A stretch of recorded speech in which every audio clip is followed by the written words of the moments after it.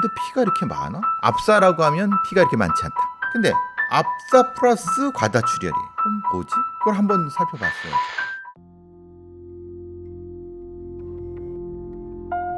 불행에 빠져야 비로소 사람은 자기가 누구인지 깨닫게 된다. 오스트리아의 작가 슈테판 츠바이크가 했던 말처럼 스스로 만든 불행 때문에 자신의 잔혹한 민낯을 마주해야 했던 사람이 있습니다. 막 시작된 겨울의 칼바람이 살을 내던 2018년 12월 16일 일요일이었지만 그날도 축사에서 일하고 있던 74살의 양씨를 찾아온 사람이 있었습니다. 바로 양씨의 사위였습니다. 겨울이라 금방 해도 지고 오후 6시가 다 돼서 장인어른을 찾으러 왔는데 아무리 불러도 대답이 없었다는 거예요. 그래서 축사 안쪽에 있는 퇴비 야적장으로 들어갔다고 합니다. 그러나 한쪽에 잔뜩 쌓여있는 퇴비와 장인어른 소유의 2.5톤 덤프트럭만 있을 뿐 장인은 모습이 보이지 않았습니다. 혹시나 하는 생각에 트럭에 다가간 사위. 그런데 충격적이게 트럭의 적재함 밑에 양씨가 끼어 있었습니다. 이미 의식을 잃은 듯 미동도 없이 축 늘어져 있던 양씨. 사위는 신고를 한 후 가족들을 불러 트럭의 적재함을 들어올리고 양씨를 꺼냈습니다. 잠시 후 119가 도착하고 양씨의 상태를 살폈지만 안타깝게도 사망한 상태. 덤프트럭의 적재함이 올라간 곳엔 양씨가 엎드린 형태로 꽤 많은 양의 혈흔이 보였습니다. 가족들 이야기로는 양씨가 혼자서 적재함을 올리고 트럭을 수리하다가 적재함이 내려와 끼임 사고가 난 것 같다고 했습니다. 그 전부터 적재함에 문제가 많아서 위험했던 적도 있었다고 했고요. 가족들은 트럭을 카센터로 가져가 수리를 한 적이 있지만 수리공들도 고치기 힘들어해 주로 양씨가 혼자서 수리했다고 이야기했습니다. 양씨의 주검은 곧 병원으로 이송돼 거만이 이뤄졌습니다. 양씨의 뒤통수에는 찢어진 상처인 열상이 있었는데 길이만 10cm가 넘었습니다. 거만이는 상처의 모양으로 봐서 갑자기 떨어진 적재함의 어느 부위에 뒤통수가 찍혔을 것이라고 추정했습니다. 검안 결과 사위는 두개골 함몰에 의한 과다출혈, 양씨의 가슴 부위에서 심한 압박 흔적도 발견됐는데 트럭 적재함 끼임 사고사가 분명해 보였습니다. 하지만 한 가지 이상했던 건 적재함을 올리고 수리를 할 때에는 끼임 사고에 대비해 안전블록 혹은 안전지지대라고 불리는 장비를 사용해 적재함을 받치고 있어야 했지만 사고 현장에는 이 장치가 보이지 않았습니다. 가족들은 고통스럽게 돌아가신 아버지 양씨가 편안하게 갈 수 있도록 장례를 빨리 치르고 싶어 했습니다. 결국 타살 흔적이 발견되지 않아 부검 없이 장례가 진행됐고 아버지 양씨는 양지 바른 곳에 묻혔습니다. 그런데 양씨가 허망하게 세상을 떠난 지 3개월 뒤인 2019년 2월경 가족들에게 또 한 번의 불행이 찾아왔습니다.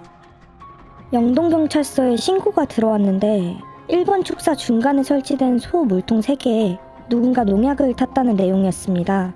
상을 당한 지 3개월밖에 안 된 상황에서 생긴 불미스러운 일이라 돌아가신 양씨의 아내분이 범인을 꼭 잡아달라고 간곡히 부탁했습니다. 1번 축사의 소들이 물을 먹지 않자 축사 관리인이 냄새를 맡아보다가 농약이란 것을 눈치채고 물을 버려 다행히 피해는 없었습니다. 대체 누가 양씨네 소를 죽이려고 물통에 농약 테러를 한 것일까? 양씨 가문에 연달아 벌어지고 있는 불운한 일들. 가족들은 과거 집안에 저주처럼 이어지고 있던 불운이 다시 시작됐다고 생각했습니다.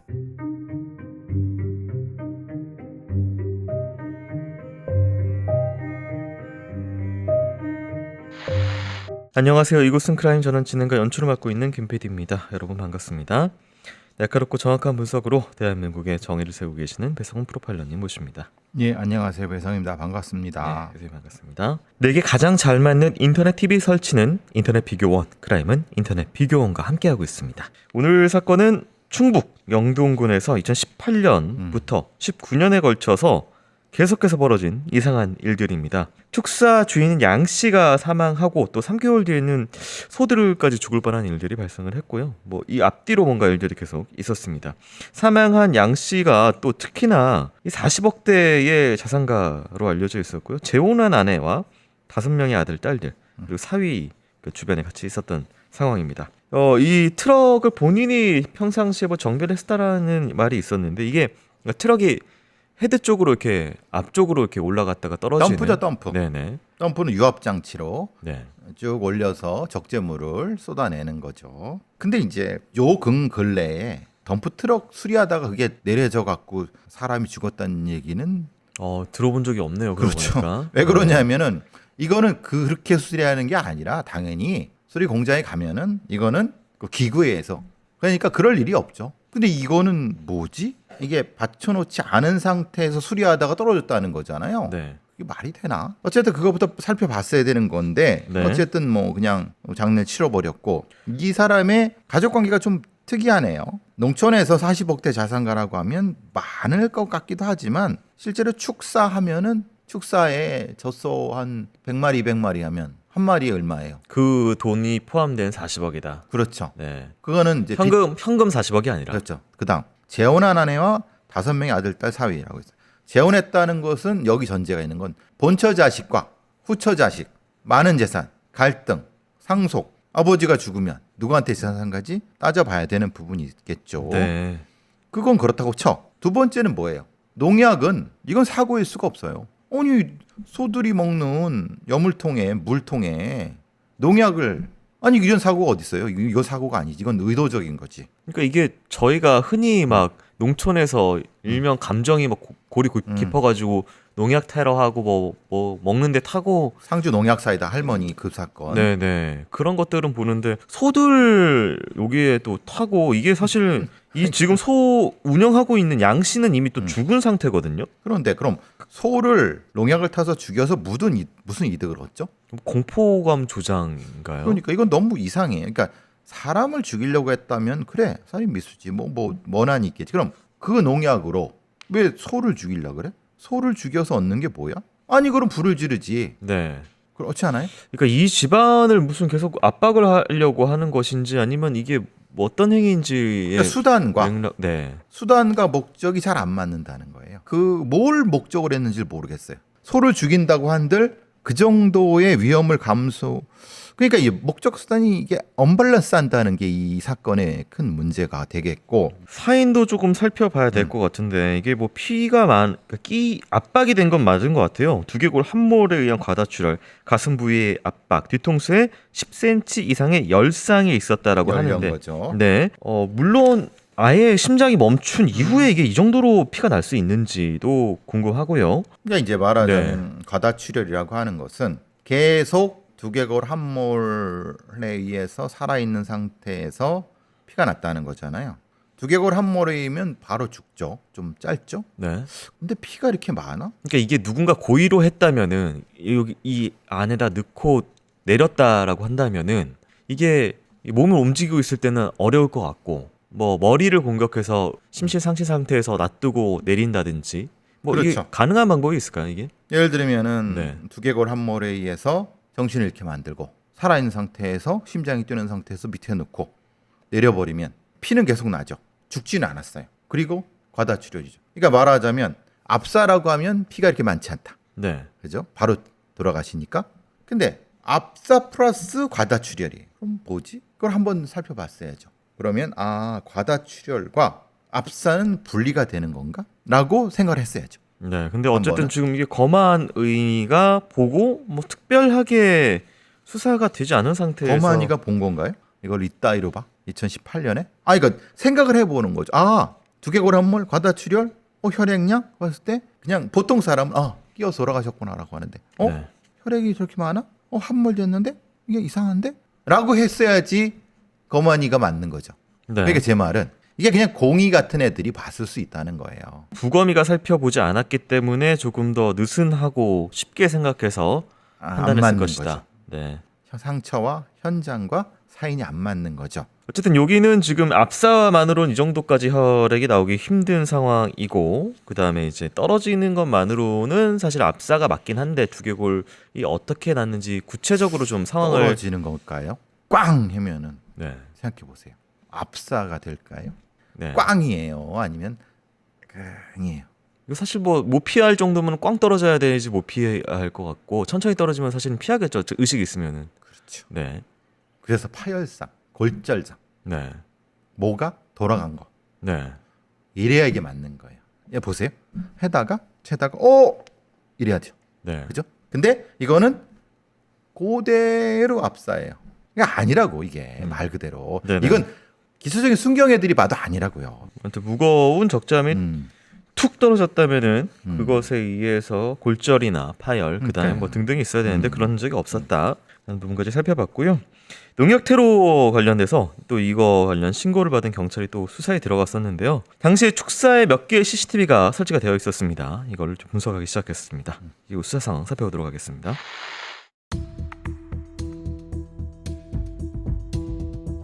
축사에는 내부뿐 아니라 외부에도 CCTV 몇 개가 달려 있었습니다. CCTV를 분석하던 경찰은 2월 19일 오후 4시 49분경 남성으로 보이는 누군가 축사 근처를 서성이는 모습을 발견했습니다. 약 27분 후인 오후 5시 17분경 남성은 축사 안으로 들어가 물통에 농약을 넣고 사라졌습니다. 이렇게 범행 모습이 고스란히 CCTV에 찍혔지만 남성의 신원을 전혀 파악할 수 없었습니다. 남성은 우의를 입고 있었는데 우의에 달린 모자까지 푹 뒤집었었습니다. 또 CCTV의 사각지대로만 움직여 영상에는 모습이 단 몇 초씩만 찍혀 있었습니다. 게다가 남성이 범행을 저지른 시간은 평소 축사 관리인이 잠시 축사를 비우는 시간, CCTV의 위치와 관리인의 스케줄까지 알고 있는 이 남성. 그런데 경찰이 양씨 가족의 주변인들을 조사하다가 매우 수상한 정황들을 발견했습니다. 양씨 지인들에게 들으니까 양씨 집안에 예전부터 안 좋은 일이 많이 있었다고 합니다. 10년 전에는 양씨의 축사에 화재가 나서 피해만 2억 원이었는데 방화한 범인을 찾지 못해서 미제 사건으로 남아 있습니다. 범인이 밝혀지지 않자 양씨 부부는 마을 사람들을 의심해 고소와 고발을 이어갔고 이 때문에 양씨 부부에게 앙심을 품은 주민들이 한둘이 아니었습니다. 그리고 가족의 불행은 여기서 끝이 아니었습니다. 양씨가 사망하기 3년 전인 2015년에는 양씨가 운영하던 요양원에서 일이 발생했습니다. 누군가 몰래 요양원의 심야 전기선을 끊어버렸던 겁니다. 당시 요양원에는 산소호흡기에 의지해야 하는 노인 환자가 많아 제때 조치하지 않았다면 더 큰 사고가 발생할 뻔했습니다. 그런데 이상하게도 가족에게 일어나는 불행은 모두 양씨 부부를 향하고 있었습니다. 사망 3개월 전에는 양 씨가 저녁 식사를 하다가 갑자기 구토를 하고 몸 상태가 안 좋아진 적이 있었다고 합니다. 또 며칠 후에는 양 씨 부부가 집에서 삶은 감자를 먹다가 양 씨가 갑자기 정신이 혼미해지고 구토가 밀려와 119에 실려가게 됐습니다. 양 씨를 보고 놀란 아내가 즉시 119를 불러 양 씨는 다행히 생명엔 지장이 없었습니다. 그런데 병원 치료를 받은 부부는 충격적인 결과를 들었습니다. 부부가 먹었던 삶은 감자에서 농약인 메소밀 성분이 발견됐던 것입니다.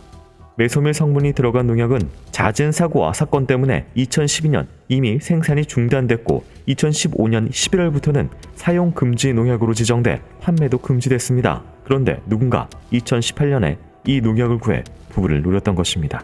그리고 부부의 불행은 아직 끝나지 않았습니다. 양씨가 농약 때문에 병원 치료를 받고 3일 뒤에는 교통사고가 발생했습니다. 그날 양 씨는 평소처럼 트럭을 몰고 밖으로 나갔습니다. 그런데 얼마 가지 않아 트럭에 이상이 발생했습니다. 갑자기 운전석 쪽 앞바퀴가 빠지면서 차가 균형을 잃고 왼쪽으로 기울어진 채 달리다가 겨우 멈춰선 것입니다. 이 사고로 차량은 망가졌지만 천만다행으로 양 씨는 무사했습니다. 그런데 양 씨의 트럭을 살펴본 정비기사는 양 씨에게 놀라운 말을 전했습니다. 누군가 일부러 바퀴의 너트를 느슨하게 풀어놓은 것 같으니 조심하라는 경고였습니다. 그리고 이 경고 3개월 뒤 양 씨는 자신이 운영하는 축사에서 사망한 채 발견됐습니다.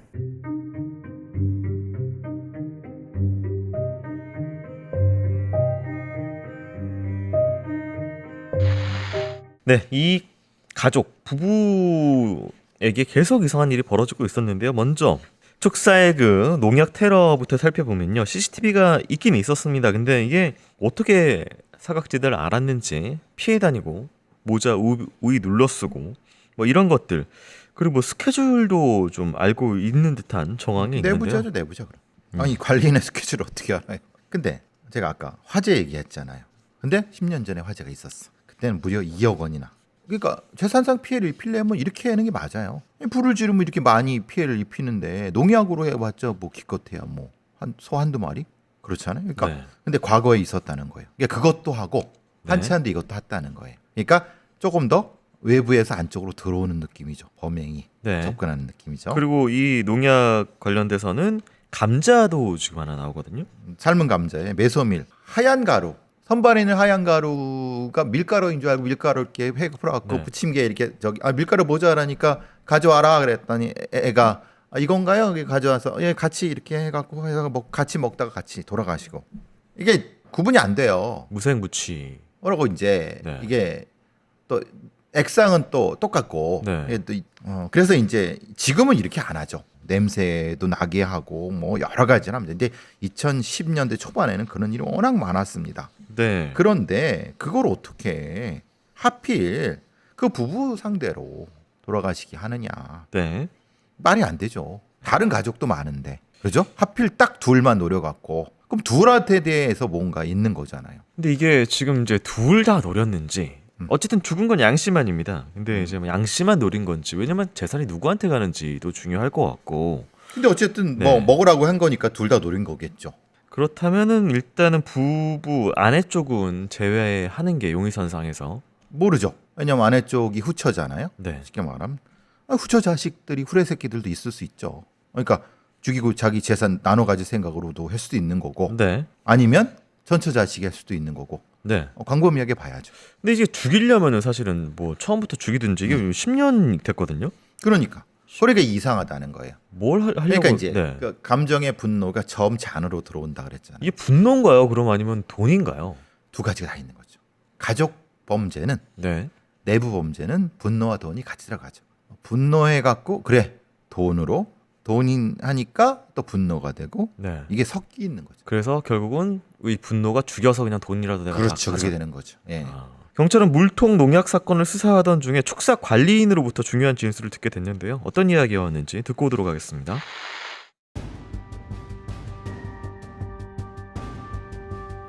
축사 관리인은 경찰 조사를 받던 중 조심스럽게 이야기를 꺼냈습니다. 농약 테러 사건에 의심 가는 남성이 있다는 겁니다.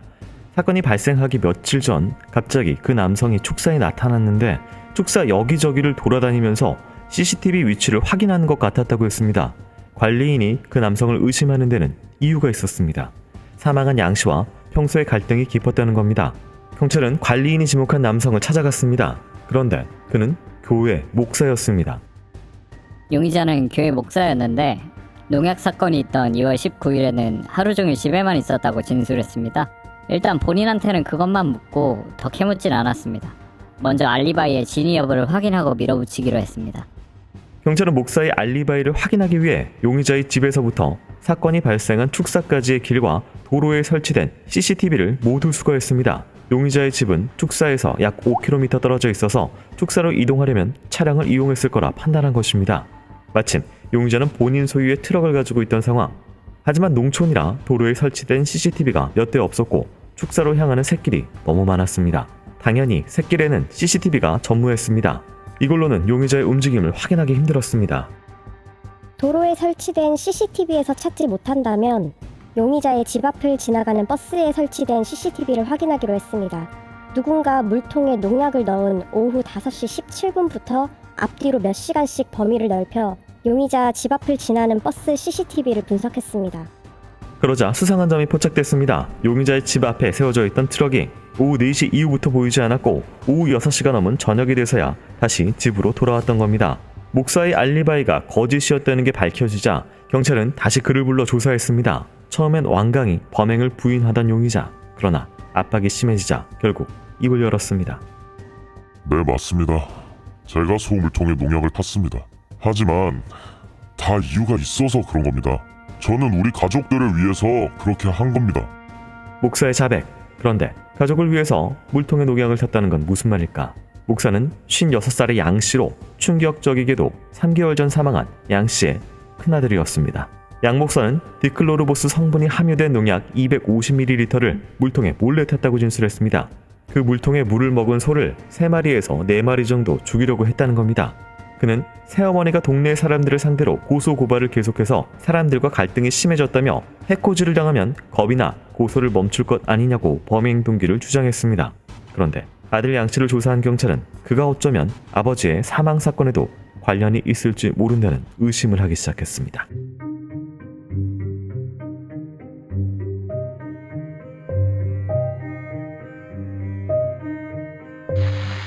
지금 이제 아들의 주장은 어머니가 너무 이게 심하고 해서 가족들이 지금 계속 뭔가 원한을 받고 위험에 빠지는 것 같아서, 그러니까 외부인의 테러 같은 것들을 해서 엄마를 겁주려고 했었다, 이러한 내용이거든요. 뭐 말 같지 않은 소리죠. 그러다가 그거 사람 막 해거나 더 네. 큰 위험이 와지면 어떻게?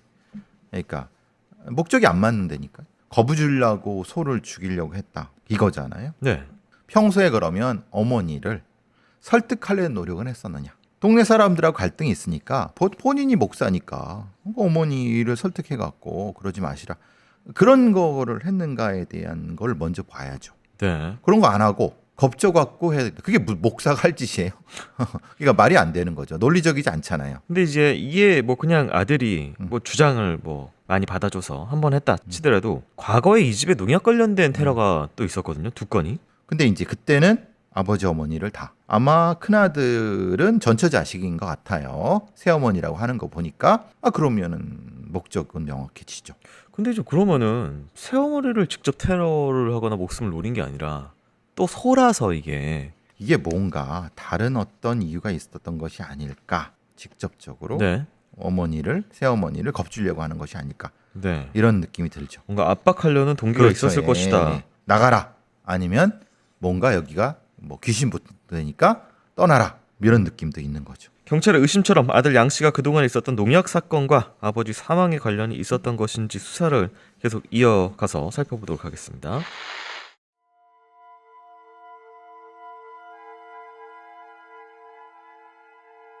경찰은 아들 양 목사에게 아버지가 사망하던 날인 2018년 12월 16일 축사를 방문했는지 물었습니다. 양 목사는 근처에도 가지 않았다고 부인했습니다. 경찰이 아들 양 씨의 휴대전화를 포렌식하자 아버지가 사망했던 날 오전 양 씨의 휴대전화 위치가 축사 근처로 나왔습니다. 또 양 씨는 아버지가 사망한 이후로 휴대전화로 포털 사이트에 경찰 수사, 디지털 포렌식, 살인의 추억 등의 단어를 검색하기도 했습니다.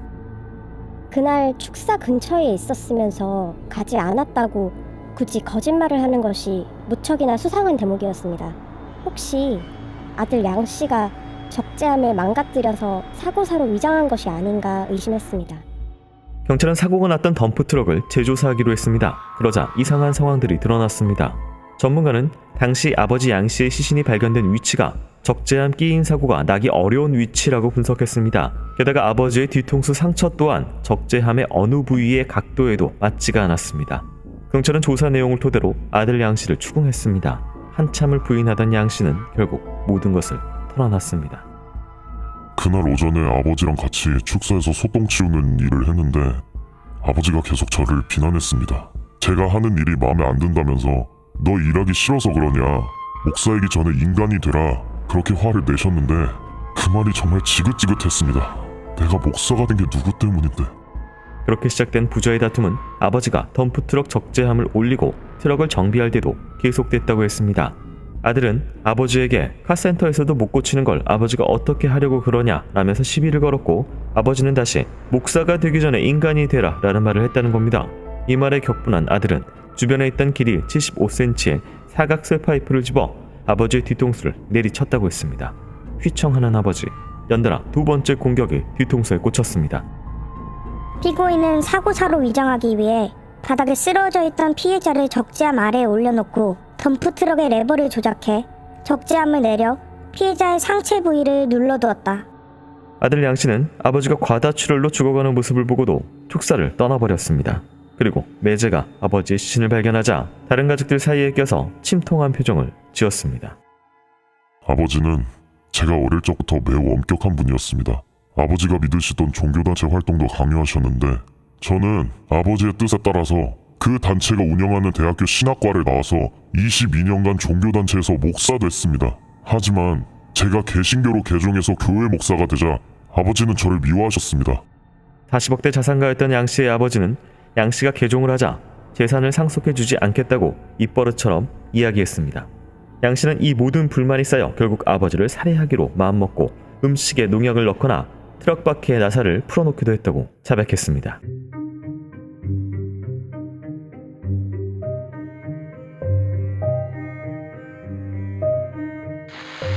양 씨 아버지가 재혼한 상황으로요. 이 양 목사는 첫째 부인의 자식이었고 4명의 동생들은 이제 새 어머니의 친자녀들이었다라는 부분이 있었습니다.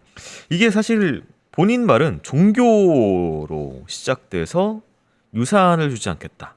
뭐 이렇게 이어지네요. 종교 문제는 어떤 빌미가 된 것 같아요. 네. 아버지가 먼저 다른 종교, 그러다가 개종을 하고 기독교로 그게 목사가 된 거지. 그러니까 아버지 입장에서는 제가 나의 종교 이걸 부정하면서 뭔가 막 갈등 상황. 네. 그러니까 당연히 뭐 유산 상속 안 하겠다고 한 거고 이게 두 개가 겹치는 거죠. 돈과 이 갈등이 네. 종교 문제야 뭐 이게 다 극단의 갈등까지 가버린 거죠. 네. 거기다가 이제 결국 재혼하고 새엄마는 자식들 데리고 오고 뻔한 결론으로 가게 되는 거죠. 이게 저는 뭐 저나 디지털 포렌식을 본인이 검색을 해놓고도 결국 포렌식을 당해야 했던 거는 뭐 당연한 수순이라고 보는데 살인의 추억은 중간에 왜 검색을 했는지 모르겠네요. 네. 이런 디지털 포렌식이라는 것이 네.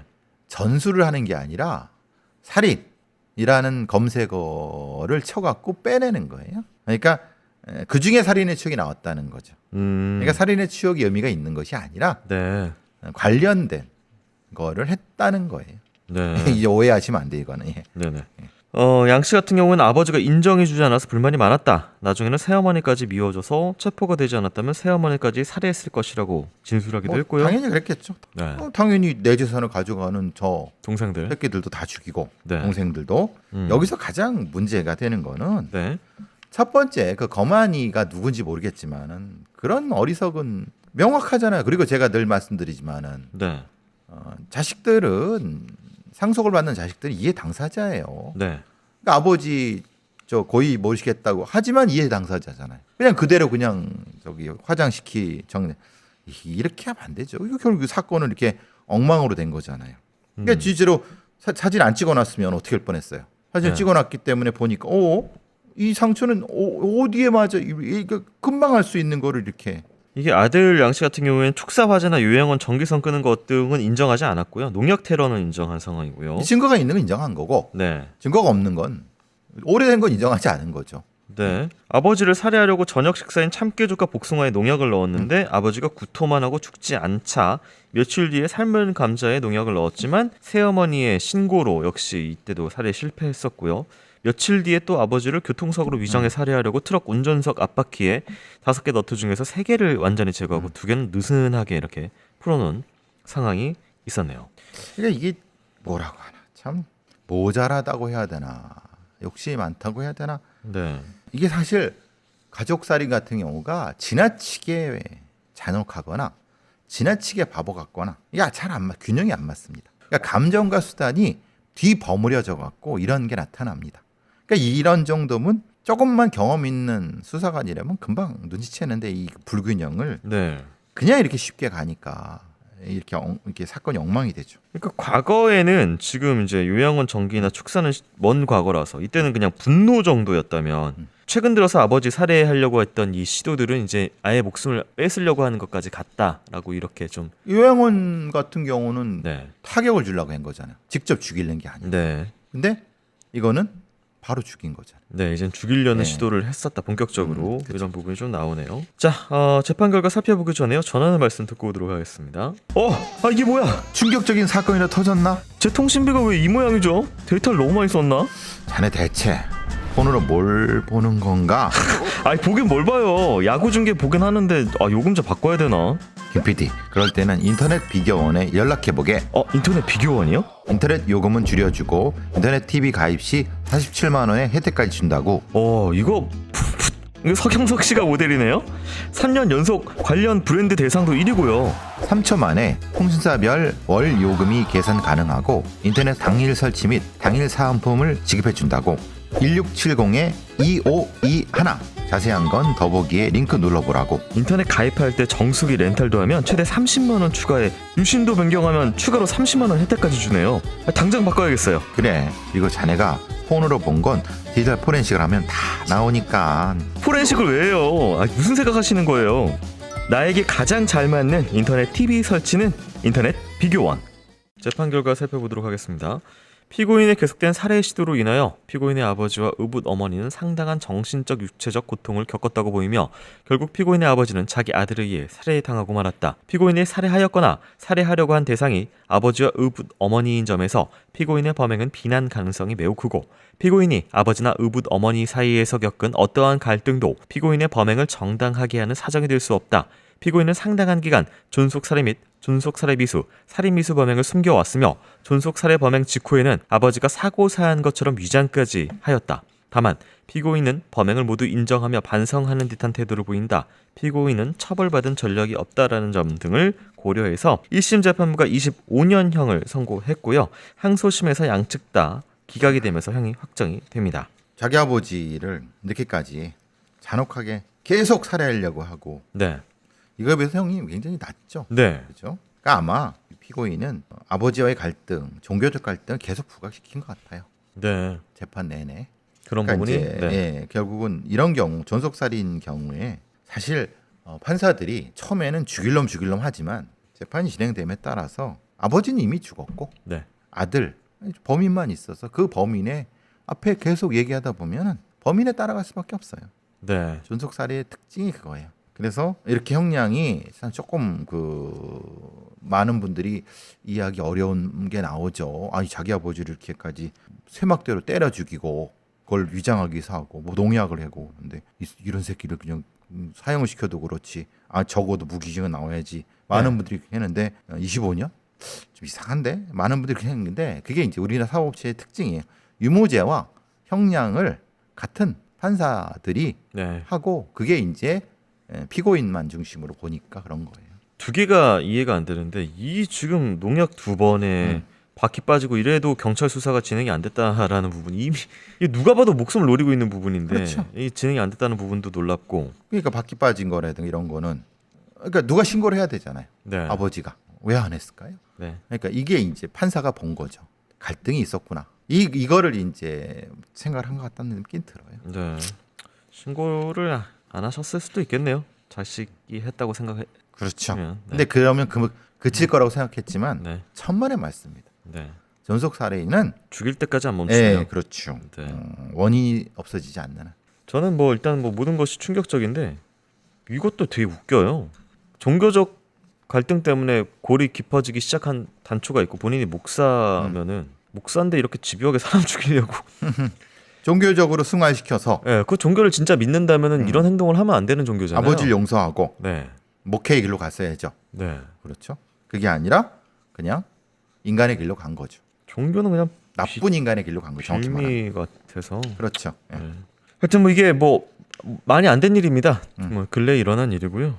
지금도 여전히 뭐 많은 갈등 속에서 가족들이 서로 재산 때문에 감정 때문에 서로 죽이는 일들이 빈번하게 벌어지고 있는데 굉장히 안타깝습니다.